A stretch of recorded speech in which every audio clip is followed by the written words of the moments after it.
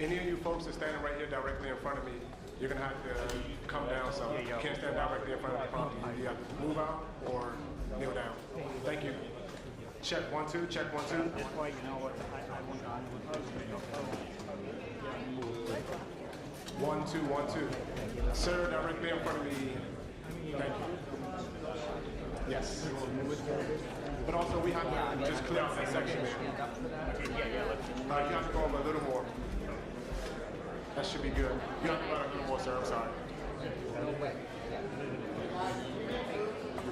Check 1 2. Check 1 2. Check 1 2.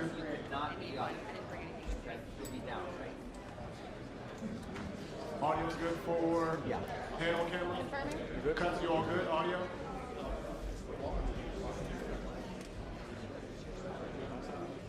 Okay.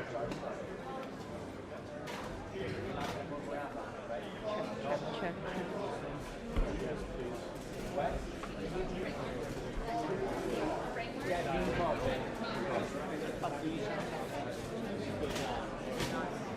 All right.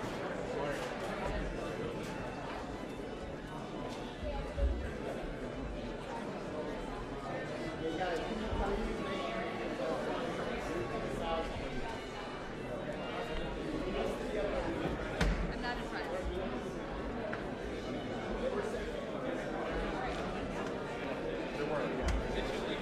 There's a stick, yeah.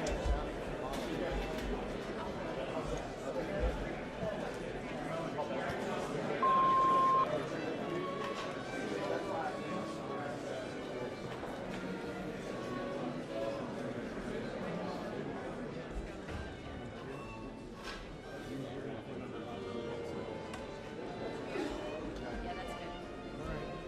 It gets louder than when do you want me to attach it to myself? Yeah.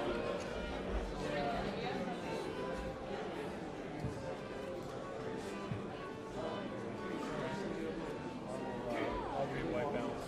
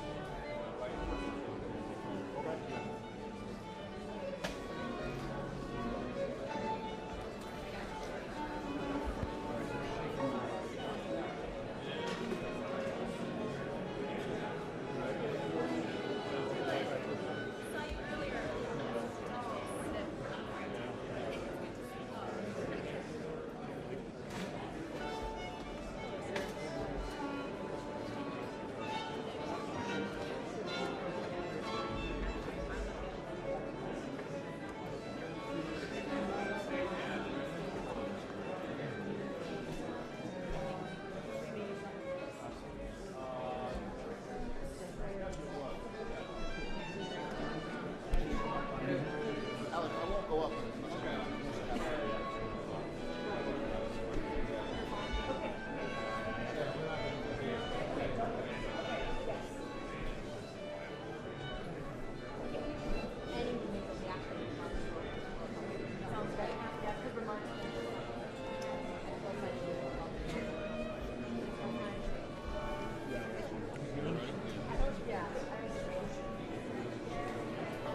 I'm in.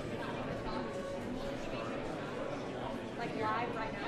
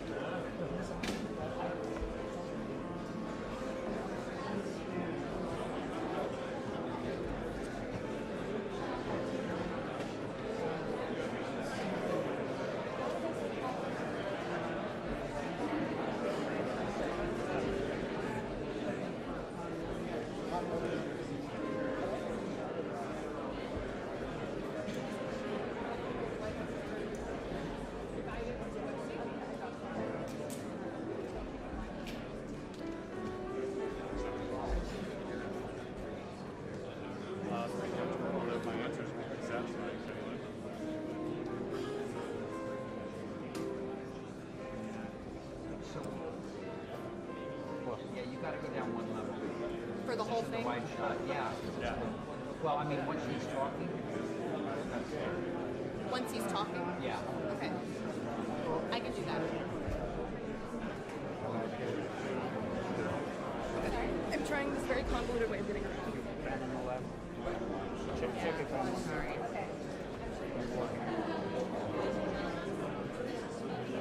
Yeah. Oh, with the camera supposed to. Yeah. So whenever I'm taking there from that, yeah. Ladies and gentlemen, when President starts speaking, if you get everybody stay seated in this area. Ladies and gentlemen, when the President starts speaking, just this section in the middle, if we could just have everybody stay seated so that way the cameras can get it. Thank you.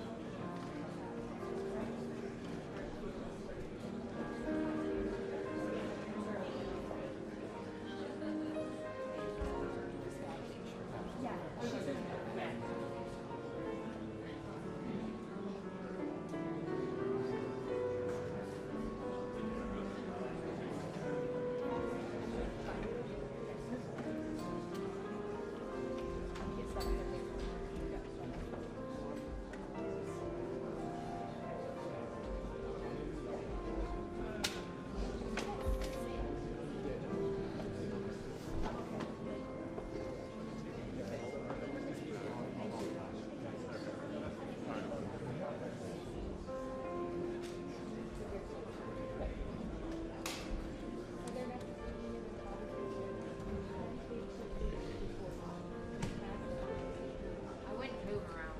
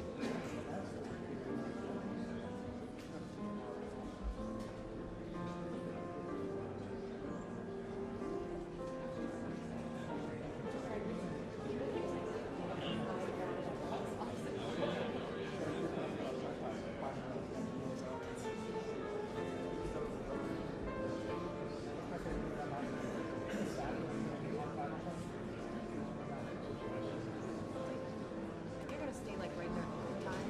No, I hope so. So you're gonna come down. You want from there? I would be happy. I might end up standing there during the bill signing activities. Is that better? To get out of this.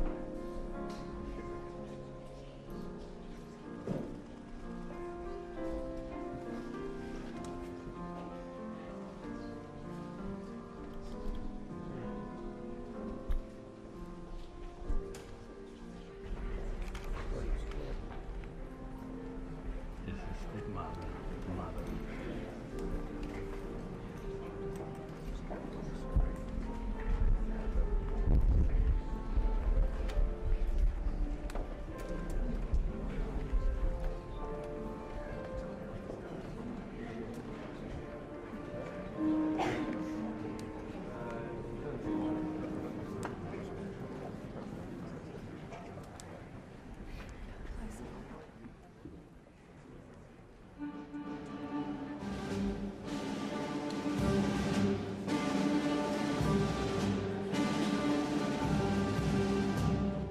Ladies and gentlemen, the President of the United States.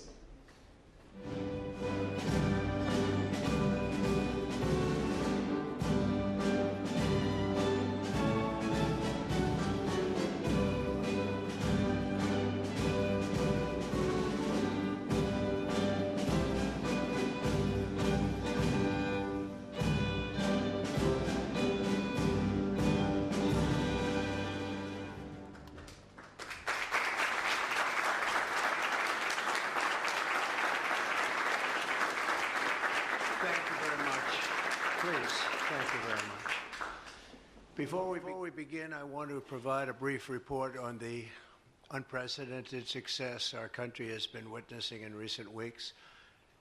Since even before the election, we've been making extraordinary progress. The American people gave us a clear mandate to save our country, and we won all 7 swing states by large margins, historic. Very importantly, we won the popular vote by millions and millions of votes. Also, all 50 states, as you know, shifted toward the Republican Party, and that's never happened before. All 50, every single one of them. In our first week in office, we set records, taking over 350 executive actions. That's not been done before. And it has reportedly been the single most effective opening week of any presidency in history. And we want to keep it that way. We want to keep it going.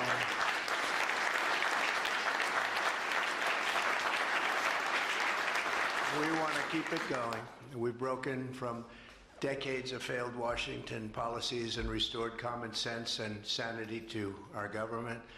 We've unleashed American energy, and we've already achieved record low illegal immigration. As you see, there's nobody trying to get in. And that's what we've been waiting for a long time, and gotten woke ideologies out of our government and out of our military. The water has now begun flowing in California as we continue to increase the flow in coming days. Nobody's seen anything like that, and I've also taken strong action to regain control of the Washington bureaucracy. Just for clarification purposes, because it was incorrectly reported yesterday, we have informed the federal workforce, which they've looked to do for many years, that if they're working for the federal government, they must show up to the office on time and on schedule. We don't want them.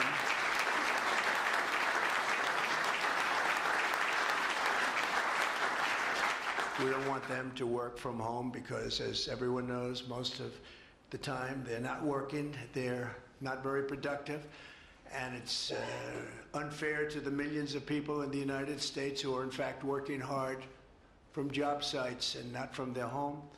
As federal employees, they must meet a high standard. They're representing our government, they're representing our country. If they don't agree by February 6th to show up back to work in their office, they will be terminated, and we will therefore be downscaling our government, which is something that the last 10 presidents have tried very hard to do but failed. Most of the people we're talking about have not been going to their federal offices in many, many years, from even before COVID. But they have nevertheless been paid. Some have worked, some haven't worked, and most of the studies say that some have just gone through the motions. We may ask these people to prove that they didn't have another job during their so-called employment with the United States of America, because if they did, that would be unlawful. As you understand, a lot of people are getting paychecks, but they're actually working other jobs, so they'll have to prove that to us, that they weren't. In any event, we're requiring them to show up to work or be terminated. We think a very substantial number of people will not show up to work, and therefore our government will get smaller and more efficient, and that's what we've been looking to do for many, many decades, frankly.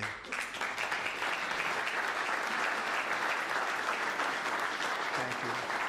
In addition, there was a short-term pause or funding freeze on certain discretionary spending payments, such as government grants, only for us to quickly look at the scams, dishonesty, waste, and abuse that's taken place in our government for too long. As was explicitly stated, this in no way affected Social Security, Medicare, Medicaid, or other entitlements that Americans depend on.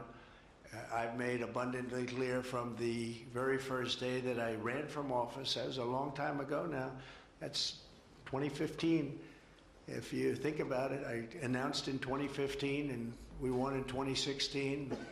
We did very well in 2020, but we did really well just recently. And I'm restating right now to correct any confusion that the media has purposely and somehow, for whatever reason, created Social Security, Medicare, Medicaid have not been affected by any action we're taking in any way, shape, or form. We are merely looking at parts of the big bureaucracy where there has been tremendous waste and fraud and abuse.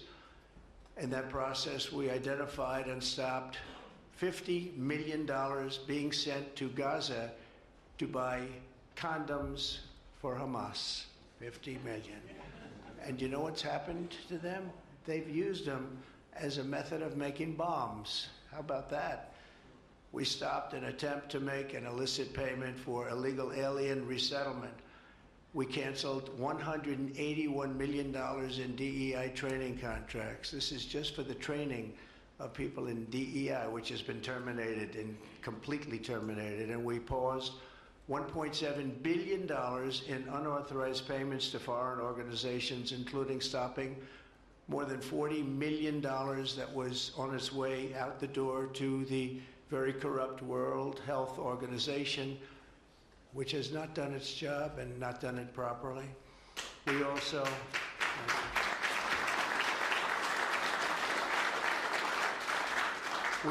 blocked $45 million for diversity scholarships in Burma. 45, that's a lot of money for diversity scholarships in Burma. You can imagine where that money went. These were the types of payments, and many others. I could stand here all day and tell you things that we found, and we have to find them quickly because we want the money to flow to proper places. But these were the payments and types of payments affected by the temporary freeze, and the American people strongly support these efforts. I talked about it during the campaign, and they voted for us in record numbers. Every single day, we're now putting America first and fighting to get the most out of every single tax dollar for our great citizens. We've gathered this afternoon to take another historic action. However, in a few moments, the Laken Riley Act will become the very first bill that I proudly sign into law as the 47th President of the United States.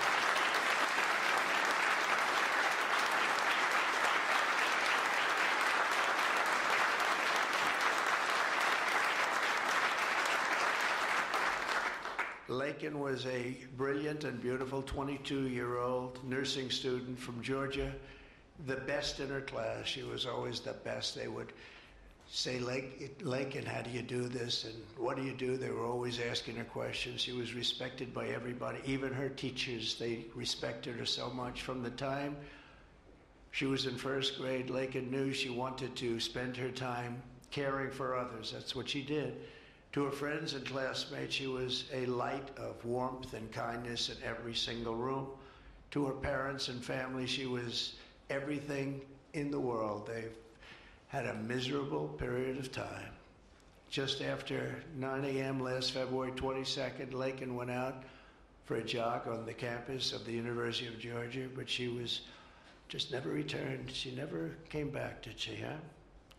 Parents are here, sister, all of her relatives. While on her run, Laken was attacked, viciously assaulted, beaten, brutalized, and murdered by an illegal alien gang member who was set loose into our country by the last administration.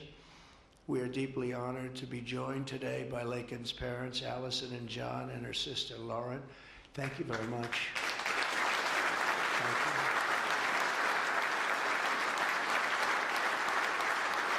So sad.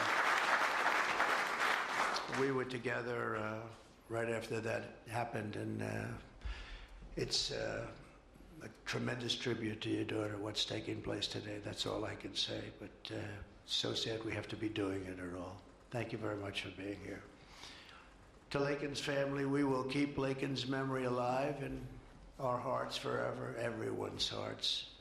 With today's action, her name will also live forever in the laws of our country, and this is a very important law. This is something that has brought Democrats and Republicans together. That's not easy to do. Laken did it. Laken did it. America will never, ever forget Laken Hope Riley.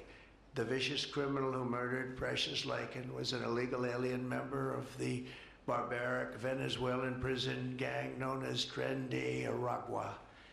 He trespassed across our southern border in 2022, and was apprehended by Border Patrol, but under the cruel policies of the last administration, instead of being deported, as he should have been, he was released into the United States, as were millions of other people, many of them very dangerous people. And you see what we're doing, we're getting them the hell out of here.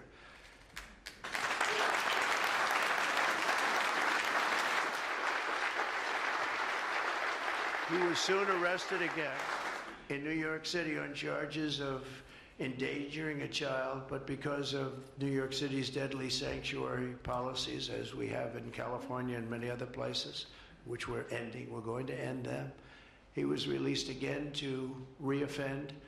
The Biden administration then provided this illegal alien criminal with a free, taxpayer-funded flight from New York to Georgia, where he was arrested yet again, constantly, this time for stealing from a Walmart along with his gang member brother, who was a bad one.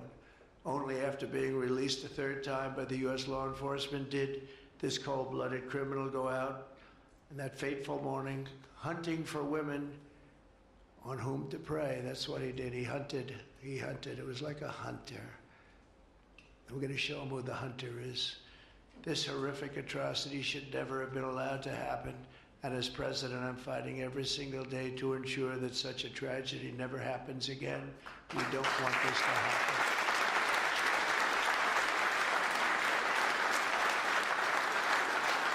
And under the law, thank you. Under the law I'm signing today, the Department of Homeland Security will be required to detain all illegal aliens who have been arrested for theft, burglary, larceny, shoplifting, assaulting a police officer, murder, or any crime that results in death or serious injury. In addition, for the first time ever, this act gives state governments the ability to sue the federal government for immediate injunctive relief if any future administration ever again refuses to enforce the immigration laws of the United States, like happened for 4 long years.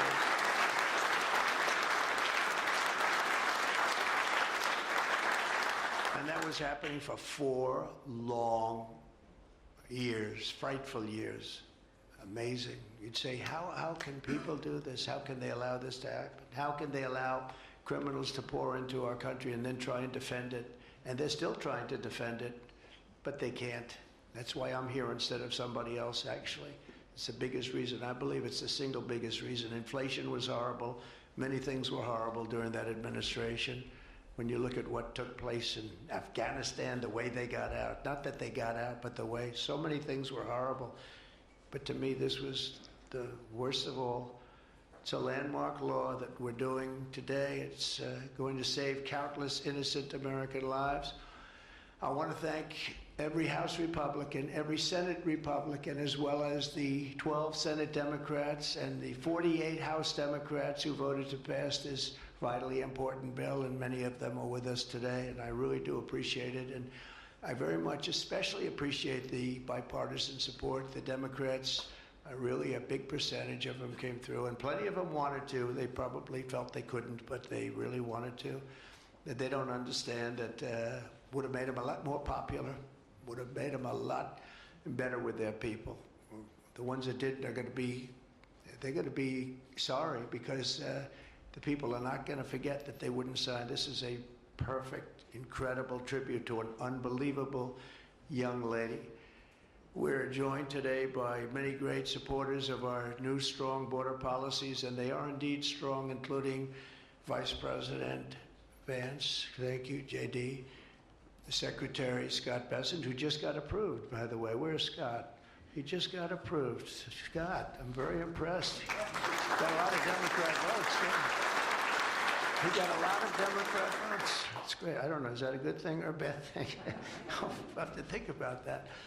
Secretary of Homeland Security, who's going to be fantastic. I know her so well, and I know it's probably not complimentary because she is a woman, but she is tough. Where is she? Where is Christy? Christy, great. Stand up, please. You have such an important job to do.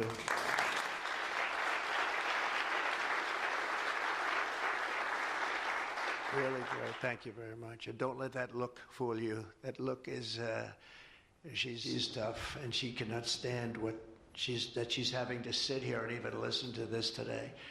Another one who's done a job like nobody that I've seen in a long time, Tom Homan. He's my friend, but he is something special. He is something special. Yeah. And Tom and Christy, the numbers are unbelievable. What's happened? It's like just shut down. Nobody thought it was even possible. It's just shut down. They showed an area that a year ago had thousands and thousands of people rushing into our country. And today there was nobody there. It was like a beautiful sight. And also Senate Majority Whip John Barrasso. Great guy. Great guy. Thank you, John.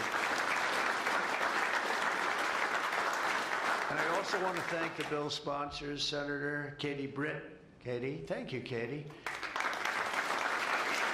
And Congressman Mike Collins. And Mike, you were fantastic from Georgia. He took this, he loves this state, and he took this very personally. So it's, thank you very much, Mike. As well as Senate Judiciary Committee Chairman Chuck Grassley. Chuck is here someplace. Chuck, thank you very much. You look great. And House Judiciary Committee Chairman Jim Jordan, who's a special guy, special man. And House Homeland Security Committee Chairman Mark Green. Thank you very much. Thank you, Mark. And we have many other congressmen and senators, but I'm not going to introduce because this is about your daughter. This is about something that's so important, and we're going to just go along. Thank you also. We have to say Burt Jones is in the room, and Burt is your lieutenant governor, and he was on this like you wouldn't believe. Thank you very much. I see you sitting there. Thank you very much. So we have state, local officials, we have law enforcement organizations, we have everybody. Most of them are in the room or represented in the room, and they're incredible people, and I've never seen them come together like they have for this. I've done many of these, not of this kind, but different bills, different passages having to do with many different things, from homeland security to inner security to taxes to 50 different items. I've never seen such support as you have today and as your great daughter has today. So I've never seen anything like it. And we have to thank your daughter for that, because she's going to save a lot of lives. She's going to be responsible for saving a lot of lives.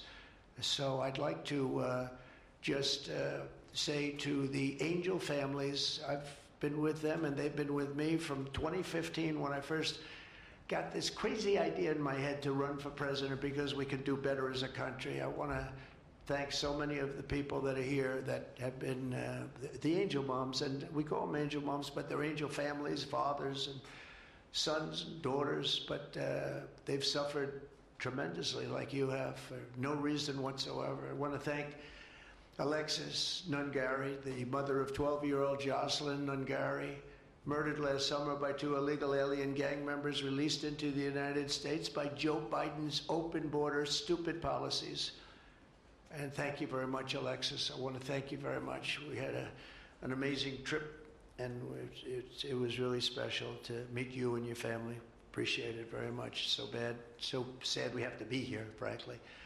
And Jocelyn, as you know, is in our hearts as she was then. It was an amazing day we had, a great day. But it was a day of celebration of somebody that unfortunately won't be with us. But she is with us now, you know that. Here also is Patty Morin, the mother of Rachel Morin, killed 2 years ago by an illegal alien who was let into our country by the last administration's ridiculous, weak policies. Open border, can you imagine? When I heard open border, I said, oh, that's terrible. They're going to release their prisons all over the world. They're going to release their prisons into our country. That's exactly what happened.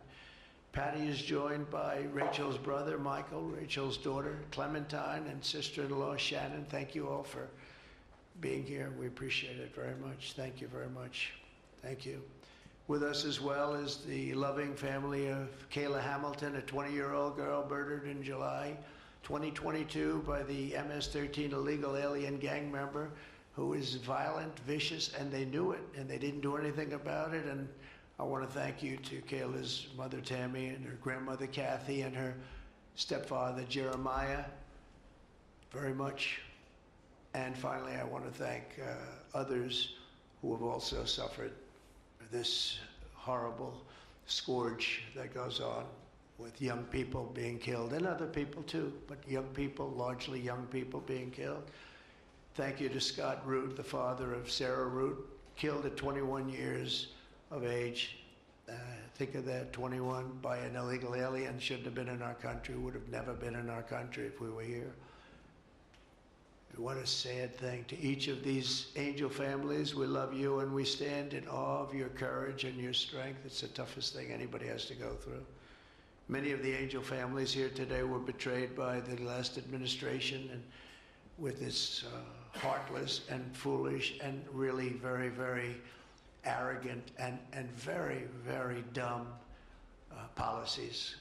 Policies that aren't even believable when you talk about common sense. I say we're the party of common sense, but the Democrats also, they have plenty of common sense, and that's why so many are here today and so many supported what we're doing. The very government that was supposed to protect their daughters instead opened our borders and transported the world's most dangerous criminals straight into their communities. They came from prisons and jails and insane asylums and mental institutions from all over the world, not just South America. People think South America.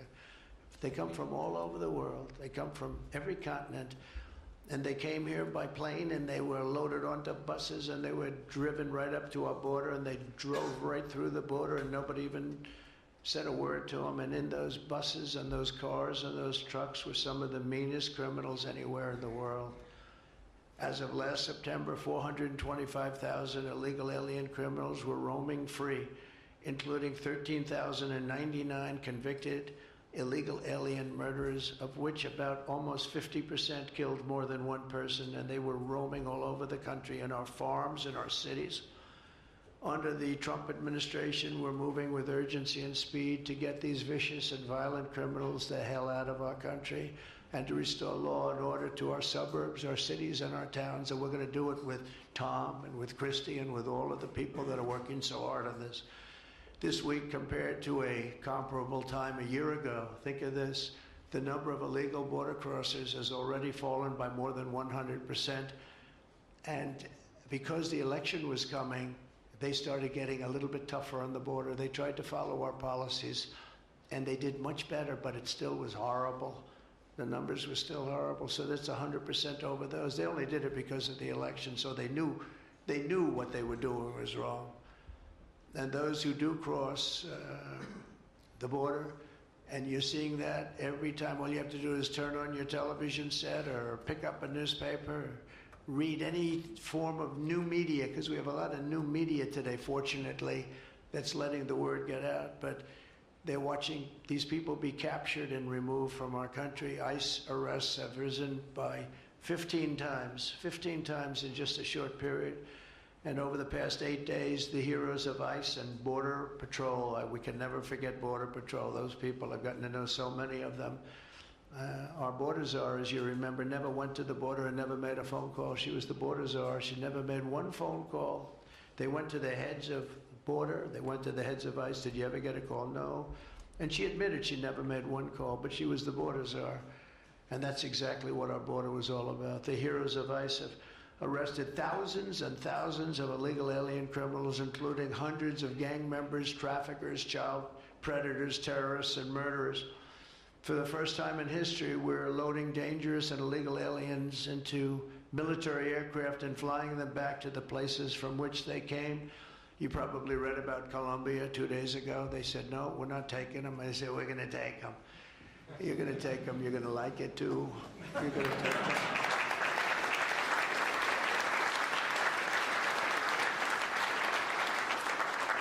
They talked about, we're not going to take people that are in shackles. I said, well, but the people that are in shackles are murderers, they're drug lords, they're rapists, they're very tough people.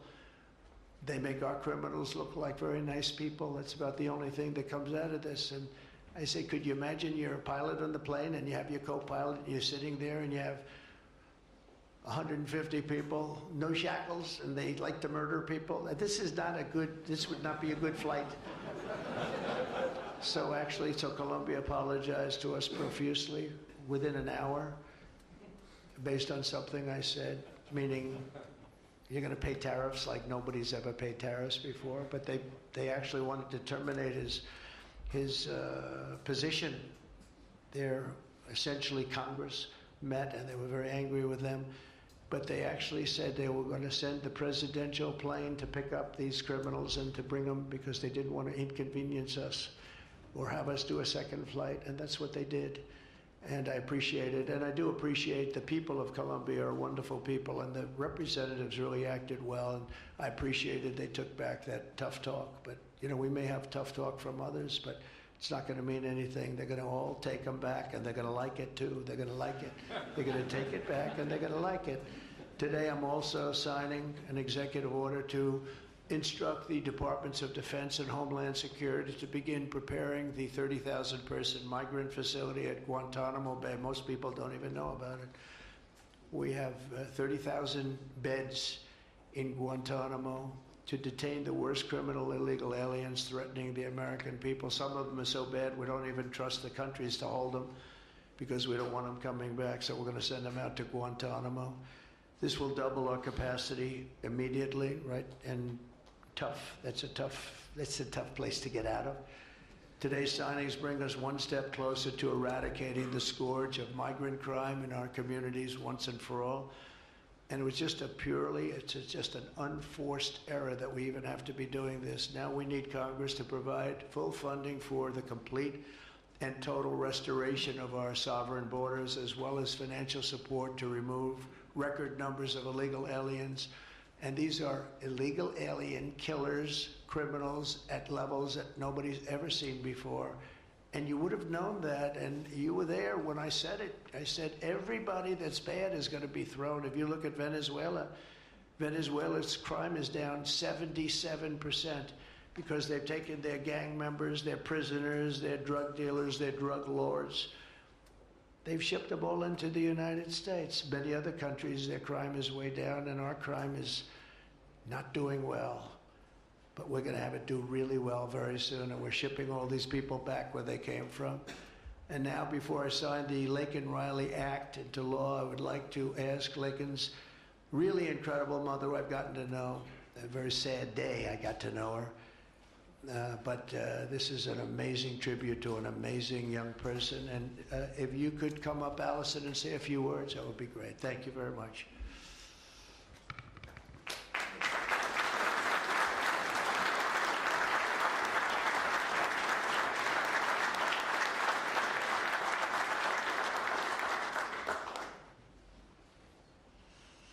Thank you, Trump. We would like to thank Senator Katie Britt for her diligent bipartisan work to get this bill through the Senate. We'd also like to thank Congressman Mike Collins for his unwavering passion and for leading on the Laken Riley Act from the start. Our family will forever be grateful for the prayers of the people across our nation and for helping to get this legislation into law. We also want to thank President Trump for the promises he made to us. He said he would secure our borders and that he would never forget about Laken.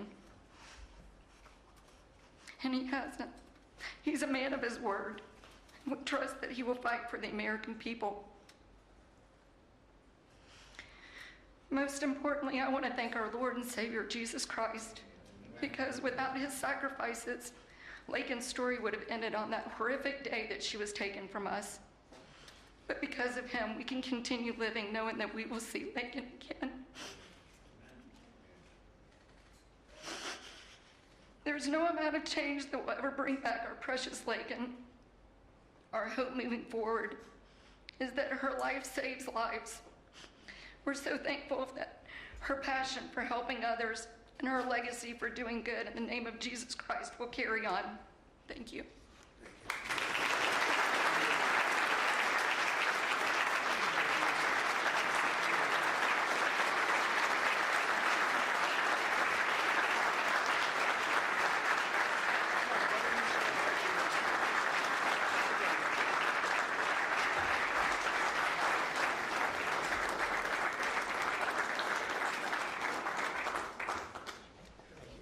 Sign this in honor of Laken Riley. Come on up here, some of the people that we love that have been so instrumental. Okay?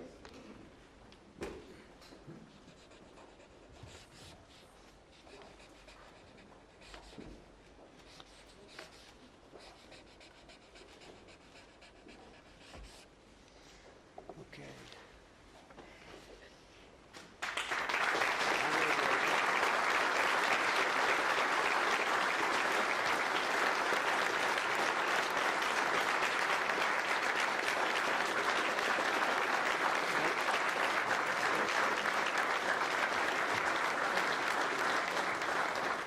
Thank you. Mr. President, government funding, can you take a quick question on government funding, the pause? I don't think this is appropriate time, really.